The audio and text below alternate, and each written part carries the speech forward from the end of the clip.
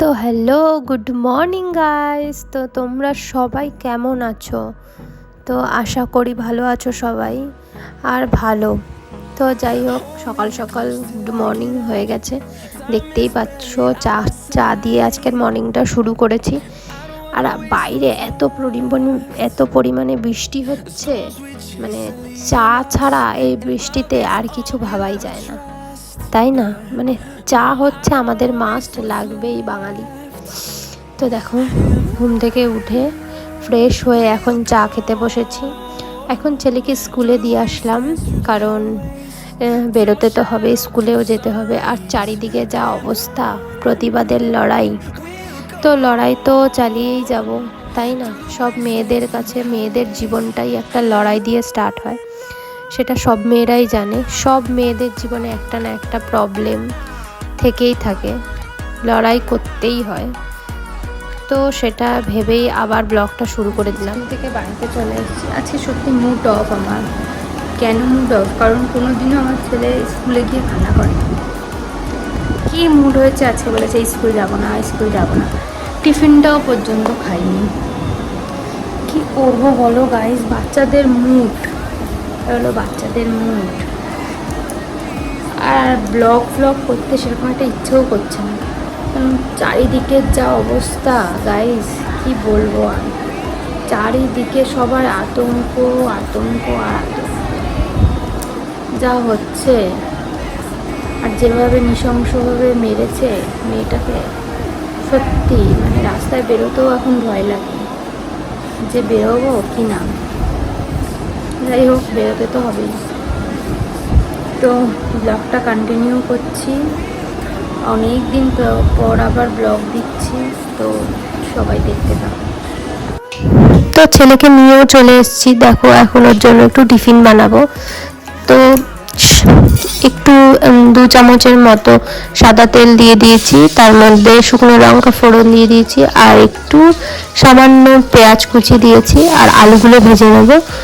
তো এখন আলুগুলো কেটেই রেখেছিলাম, তো এখন আলুগুলো দিয়ে দিচ্ছি। আলুগুলো ভাজবো ভালো করে। তো এখন ভেজে, আর আগের থেকে ধুয়ে রেখেছিলাম চিড়েগুলো, সাদা চিড়ে। তো চিড়ে আজকে একটু সামান্য একটু চিড়ের পোলাও করব, তো ওই জন্য একটু জলদি তাড়াতাড়ি টিফিন হয়ে যায়। আর আমার ছেলেও না খুব ভালোবাসে এটা খেতে। তো আজকে না একটা মজার কথা তোমাদের সাথে শেয়ার করব। চিড়ের পোলাও তো তোমরা সবাই জানো খেতে। তো মজার কথাটা হলো, আজকে যখন বাড়ির থেকে বেরিয়েছি, হ্যাঁ, তখন না মানে একটা অদ্ভুত লোক, ঠিক আছে, একটা অদ্ভুত লোক, মানে উল্টো প্যান্ট উল্টো জামা পরে ঘুরে বেড়াচ্ছে। সিরিয়াসলি আমার এত হাসি পেয়েছে। এমন না যে লোকটা মাথার ডিস্টার্ব, পাগল, রীতিমতো একটা ভদ্র বাড়ির ভদ্র, তুই তাড়াহুড়ায় বেরিয়েছে নাকি আমি বুঝতে পারিনি। আমার এত হাসি পেয়েছে না, কি বলবো আর। তাই তোমাদের সাথে শেয়ার করলাম ব্যাপারটা। তো যাই হোক, এই দেখো এখানে আলুটা একটু ভালো করে ভেজে নিচ্ছি, যে সিম্পল রেসিপি। তো আলুগুলো ভেজে নিয়ে এবার চিড়ে আর একটু পেঁয়াজ দিয়ে দেবো ওর মধ্যে। পেঁয়াজটা একটু অর্ধেক সিদ্ধটাই আমার কাছে ভালো লাগে, আর তোমাদের কাছে যদি পুরো পেঁয়াজটা ভাজা ভালো লাগে তাহলে আগে দিয়ে দিতে পারো। আমার কাছে একটু আদা ভাজা এই পেঁয়াজটা বেশি ভালো লাগে। তো যাই হোক, এবার ভেজে নিচ্ছিলাম পেঁয়াজটা। তো দেখো, আর কালারটাও খুব সুন্দর হয়েছে।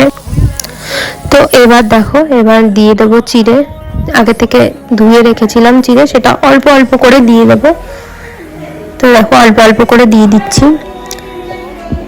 যখন আমি এখন ভয়েস দিতে বসছি, আমার এখন ইচ্ছা করছে কি আমি একটুখানি চিড়ের পোলাওটা খাই, কারণ এতটা টেস্টি হয়েছিল না, খুব সুন্দর হয়েছিল, টেস্ট হয়েছিল। তো খেতে তো ইচ্ছা করছে এখন আমার, না একটুও ভাত খেতে ইচ্ছা করে না। এইসব ভুলভাল, তারপরে ফাস্ট ফুডের প্রতি আমাদের এত নেশা, একটুও ভাত খেতে ইচ্ছা করে না। যাই হোক, এখানে চিড়ের পোলাওটা রেডি হয়ে গেছে, এখন ছেলেকে খেতে দিয়ে দেবো। এই দেখো, বেড়ে দিচ্ছি ছেলেকে, এখন দেবো ছেলেকে খেতে। তো ব্লগটা তোমাদের কেমন লাগছে সবাই একটু কমেন্ট করে জানিও। অনেক দিন পর আবার ব্লগ দিচ্ছি, তো সেটাই। তো তার মধ্যে চলে এসেছিল আমার একটা পার্সেল। তো এর মধ্যে কি আছে বলো তো? এর মধ্যে আছে হলো আমার ছেলের একটা সানগ্লাস।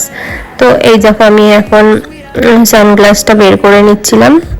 তো এই দেখো লুকটা, আউট অফ লুকটা কেমন লাগছে গাইস, তোমরা একটু জানিও আমাকে কমেন্ট করে যে সানগ্লাসটা কেমন হয়েছে।